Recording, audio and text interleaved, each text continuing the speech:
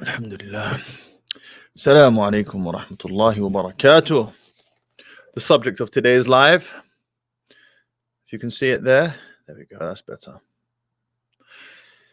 Use selective honesty and dishonesty. Wait. Use selective honesty and generosity. Generosity? Flip, I'm tired. Generosity to disarm your victim. I just realized that I made a mistake in the title there. Use selective honesty and generosity. Geno.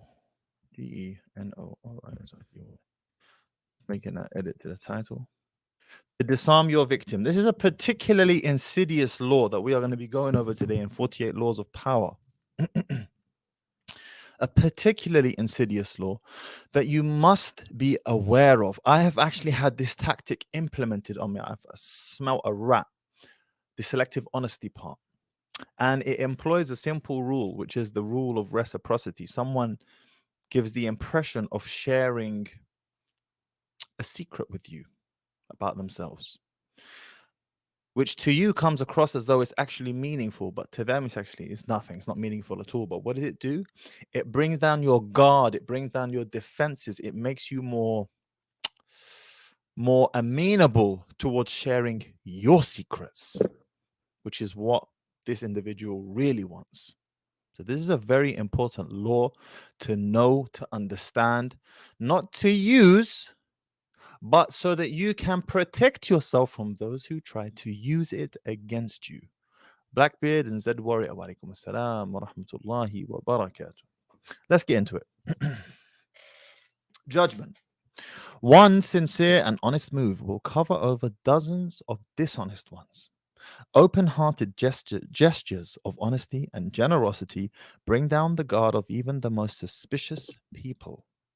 Once your selective honesty opens a hole in their armor, you can deceive and manipulate them at will. A timely gift, a Trojan horse, will serve the same purpose. Trojan horse. You can leave this live right now, and you will already know what I'm talking about. For those of you who have watched the movie Troy, what did the Trojans do? Was it Trojans? I forget now. Were they Trojans? I think they were Trojans. I forget. It's escaped me. Maybe you can put it in the comments what the two warring parties were. The names of the two warring parties. Let me know in the chat. They left a gift. They said, you know what? We don't want to fight you anymore. Here's this gift from us as a token of our peacemaking. Please take this horse, this beautiful horse. And what did they do? For those of you who have watched Troy, you will know that they crammed inside it loads of warriors who then, once the horse was transported into the into the castle walls, or not castle walls, but inside. Subhanallah. رب اشرح لي صدري ويسر لي أمري واحلل عقدة من لساني يفقهوا قولي.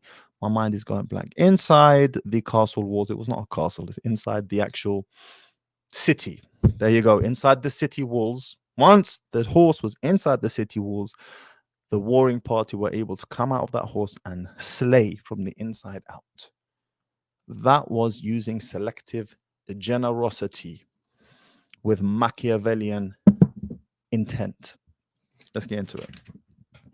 Observance of the law. For those of you who will remember or who have been here in the past, there is usually in each law an observance of the law and a transgression of the law. Sometimes there is only an observance, sometimes there is only a transgression, just to highlight and illustrate the law itself.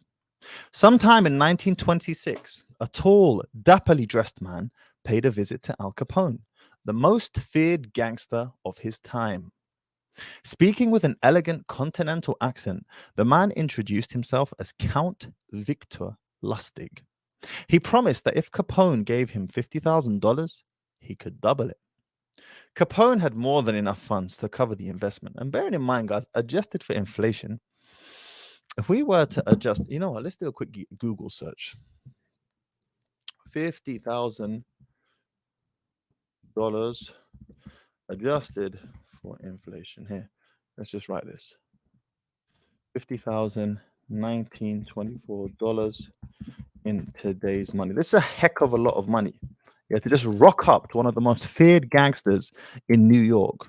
I believe it was New York, and ask him for $50,000. That's no small sum. It's actually here. I can share the screen with you right now.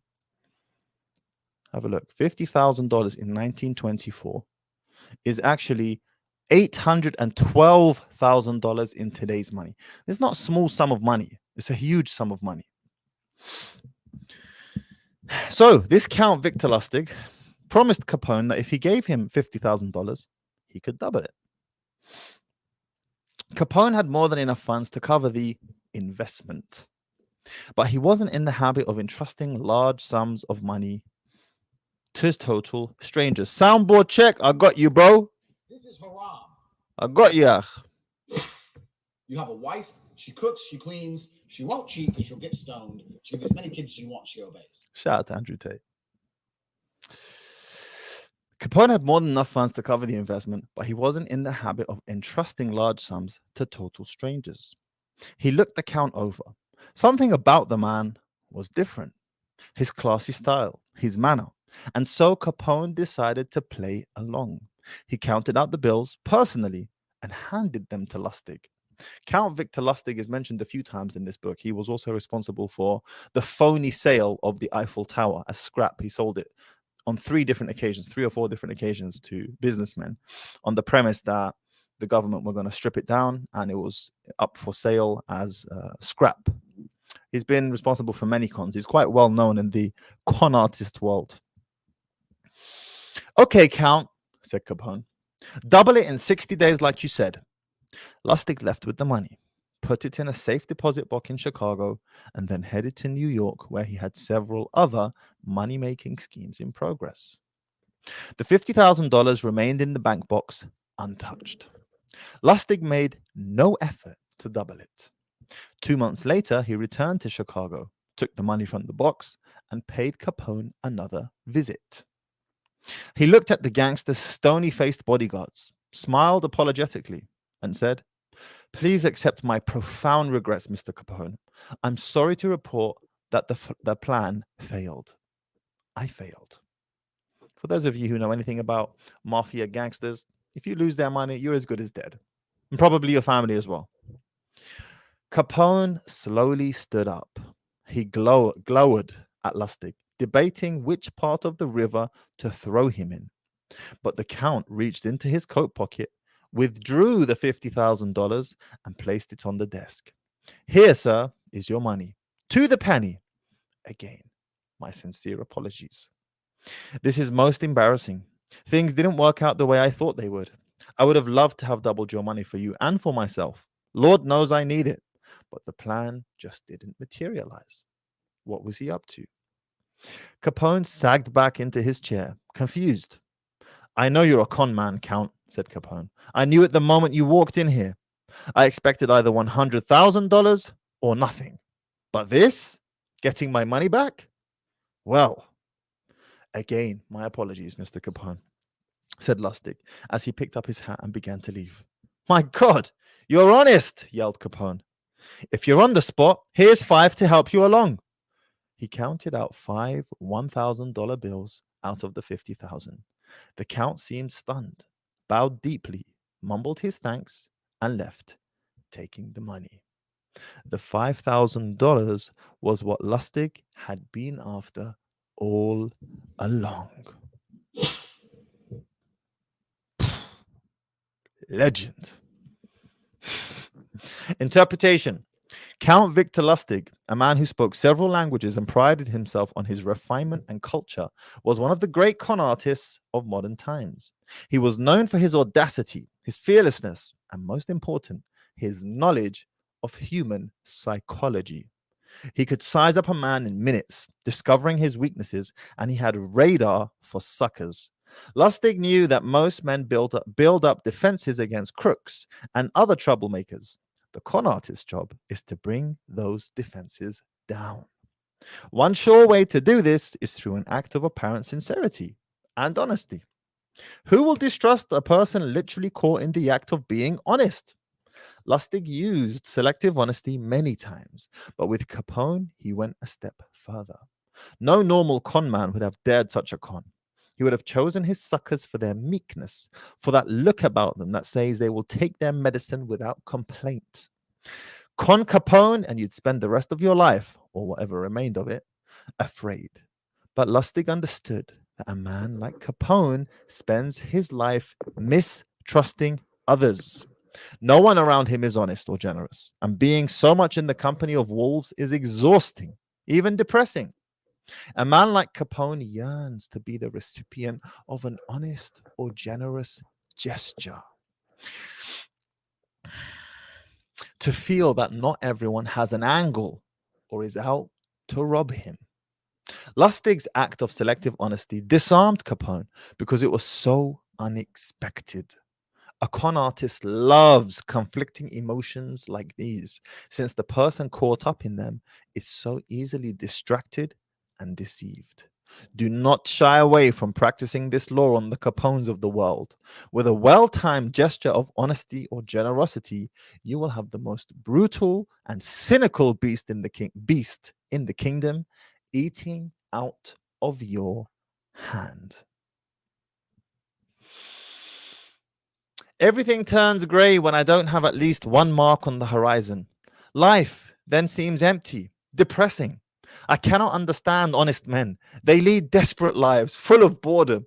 What a toxic individual. Flipping out. That's by a quote from Count Victor Lustig himself.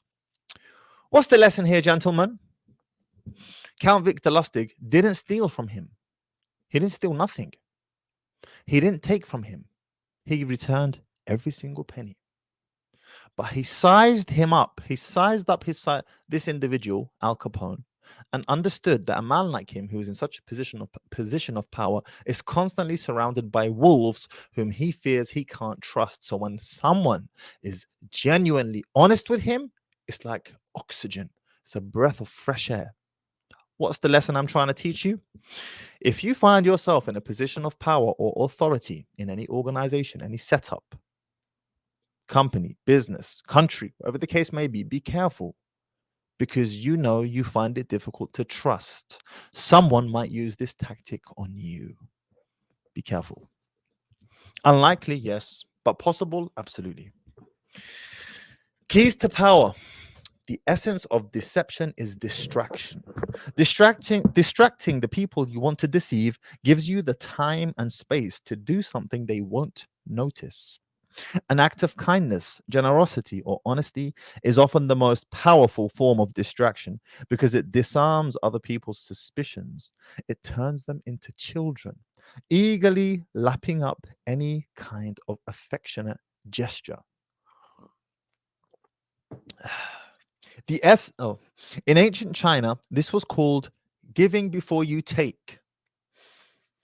The giving makes it hard for the other person to notice the taking.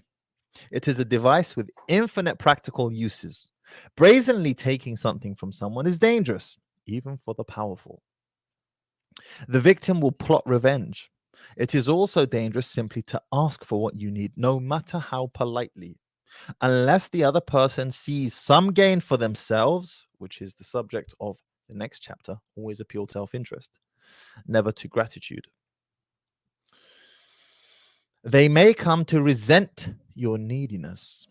Learn to give before you take. It softens the ground, takes the bite out of a future request, or simply creates a distraction. And the giving can take many forms: an actual gift, a generous act, a kind favor, an honest admission, which is what I spoke about at the beginning of this life. Be careful with that. If you missed it, rewind and listen to that again. Whatever it takes. Selective honesty is best employed on your first encounter with someone. We are all creatures of habit, and our first impressions last a long time. If someone believes you are honest at the start of your relationship, it takes a lot to convince them otherwise. This gives you room to maneuver. Jay Gould, like Al Capone, was a man who distrusted everyone. By the time he was 33, he was already a multi-millionaire, mostly through deception and strong arming. In the late 1860s, Gold invested heavily in the Erie Railroad. By the way, being a multi-millionaire in 1860, okay, to make the equivalent of 1 million in 1960, if we are to do the math, 1860, I apologize. If we are to do the math for today, we are talking times by 20, around times 20. 1 million is the equivalent of around 20 million. 20 million by the age of 33, not bad. Minimum. He had multiple millions. So you could say he was worth 100 million by that age. In that time. In the late 1860s, Gold invested heavily in the Erie Railroad, then discovered that the market had been flooded with a vast amount of phony stock certificates for the company. He stood to lose a fortune and to suffer a lot of embarrassment.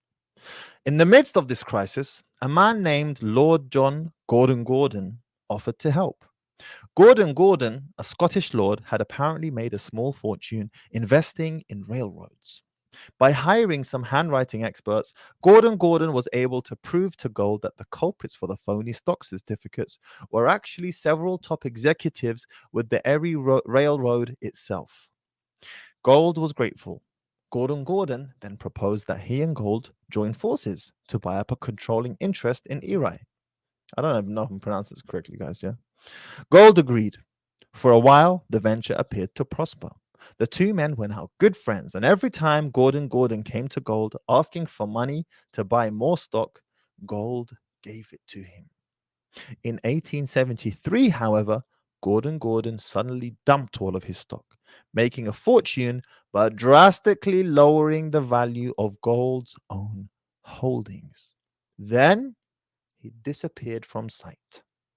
Upon investigation, Gold found out that Gordon's real name was John Crowningsfield and that he was the bastard son of a merchant seaman and a London barmaid.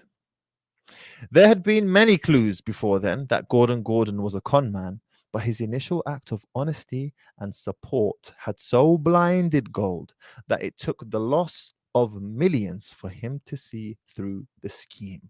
Because Gordon or John Crowningsfield was honest right off the bat in his dialogue or in his interaction and relationship with what's his name? John Gold. Because he was honest right off the rip, he had Gold's trust, but then he used that against him to deceive him. So bear that in mind. Now, you can easily become paranoid with these laws, by the way. You might start distrusting everyone. That's not what I'm saying. But typically, you have this feeling in your stomach that something's wrong. You can't quite pinpoint it. You can't quite put your finger on it. But you know something's not right. Something's off. Listen to that voice. Listen to that voice. A single act of honesty is often not enough. What is required is a reputation for honesty, built on a series of acts, but these can be quite inconsequential. Once this reputation is established, as with first impressions, it is hard to shake. In ancient China, Duke Wu of Cheng decided it was time to take over the increasingly powerful kingdom of Hu. Telling no one of his plan, he married his daughter to Hu's ruler. He then called a council and asked his ministers, "I'm considering a military campaign. Which country should we invade?" As he had expected, one of his ministers replied, "Who should be invaded?" The Duke seemed angry and said, "Who is a sister state now? Why do you suggest invading her?" He had the minister executed for his impolitic remark. The ruler of Hu heard about this, and considering other tokens of Wu's honesty and the marriage with his own daughter, he took no precautions to defend himself from Cheng. A few weeks later, Cheng's forces swept through Hu and took the country, never to relinquish it. That's how far Cheng took this deception. He married his own daughter to the king of Hu. Honesty is one of the very best ways to disarm the wary, but it is not the only one. Any kind of noble gesture, any kind of noble, apparently selfless act will serve. Perhaps the best such act, though, is one of generosity. Few people can resist the gift, even from the most hardened enemy, which is why it is often the perfect way to disarm people. A gift brings out the child in us, instantly lowering our defenses. Although we often view other people's actions in the most cynical light, we rarely see the Machiavellian element of a gift. Yes, gifts can be Machiavellian, which quite often hide ulterior motives. A gift is the perfect object in which to hide a deceptive move. Over 3,000 years ago, the ancient Greeks traveled across the sea to recapture the beautiful Helen. And here comes the story of Troy. Stolen away from them by Paris and and to dis- and to destroy Paris's city, Troy. The siege lasted 10 years. Many heroes died, and yet neither side had come close to victory. One day, Calchas assembled the Greeks. Stop battering away at these walls, he told them. You must find some other way, some ruse. We cannot take Troy by force alone. We must find some cunning stratagem.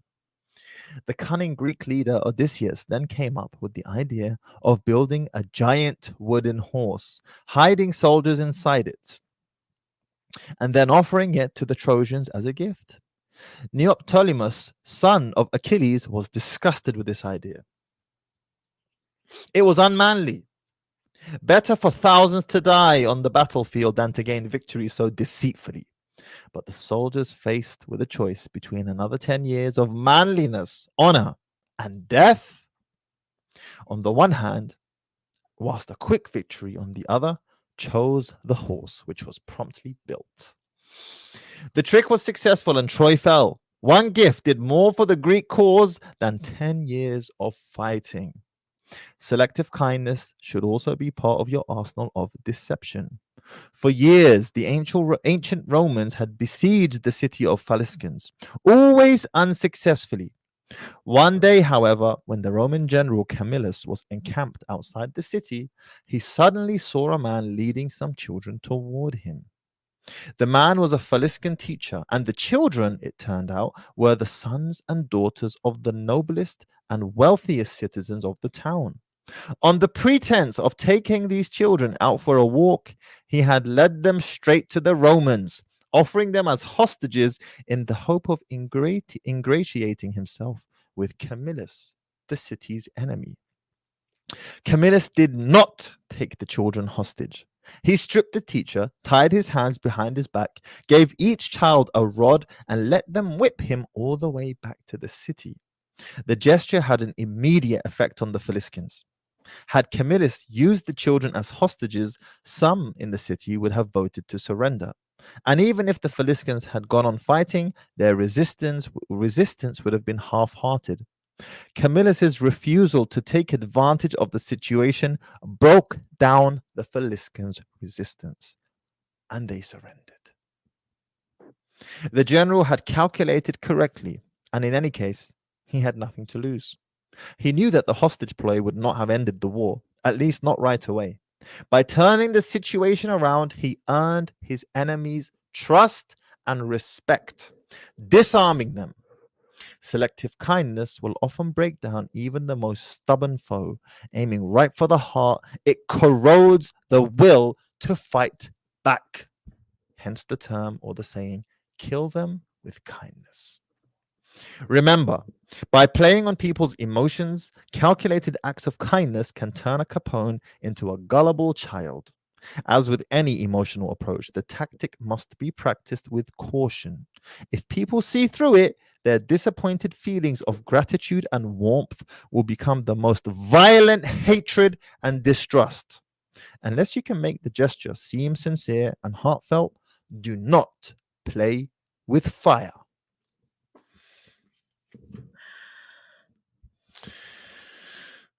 Now we're at the end of this chapter. I'm going to read so we have authority and then we have an image. Authority. When Duke Xian of Qin was about to raid Yu, he presented to them a jade and a team of horses. When Earl Qi was about to raid Chuo Yu, he presented to them grand chariots. Hence the saying, when you are about to take, you should give. Han Feizu, Chinese philosopher from the 3rd century. When you are about to take, you should give. This applies even in everyday life. Every day I get requests. Every day I get an email for something or the other. Brother, can you help me get married? Brother, can you connect me with this? Brother, can you do that and the other for me? I'm sick and tired of those emails. I'm sick to the what are you doing for me? What value are you bringing to me? You want my time, like so many other people do. It gets to a point where you start asking yourself, what value are you bringing to the table? What are you bringing to the table? You want my time for free. You're trying to pick my pocket. More importantly, you're trying to pick my time. Offer value first, and that value will be returned to you many times over. But when you come with your hand out without offering any value first, people look down on you. I don't even respond to these emails anymore. Really, it just takes the piss. It really takes the piss. It's quite offensive. Oh, brother, can I have this? Can you do that? Shut your mouth. What are you talking about? Shut up, you. Now it's Obama. Offer value first. Give before asking to receive. There's an image here that he has used to describe it, and I want you to see how he has done it. You can see here. He has written the image right in between the text to highlight the example of the Trojan horse. And I'll read it to you real quick. The Trojan horse, your guile is hidden inside a magnificent gift that proves irresistible to your opponent. The walls open, and once inside, wreak havoc. Reversal. When you have have a history of deceit behind you, no amount of honesty, generosity, or kindness will fool people. Remember, at the end of each law, there is a reversal or an exception to the law, a time when implementing the law may backfire. Most of these laws have a reversal, some of them don't. In fact, it will only call attention to itself. Once people have come to see you as deceitful, to act honest all of a sudden is simply suspicious. In these cases, it is better to play the rogue. Count Lustig, pulling the biggest con of his career, was about to sell the Eiffel Tower to an unsuspecting industrialist who believed the government was auctioning it off for scrap metal.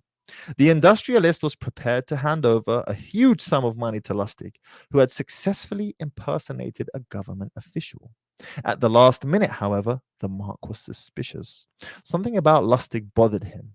At the meeting in which he was to hand over the money, Lustig sensed his sudden distrust. Leaning over to the industrialist, Lustig explained in a low whisper how his low salary was, how low his salary was, how difficult his finances were, on and on. After a few minutes of this, the industrialist realized that Lustig was asking for a bribe. For the first time, he relaxed. Instead of becoming more suspicious, he relaxed after realizing that he was being bribed. Why? You're about to find out.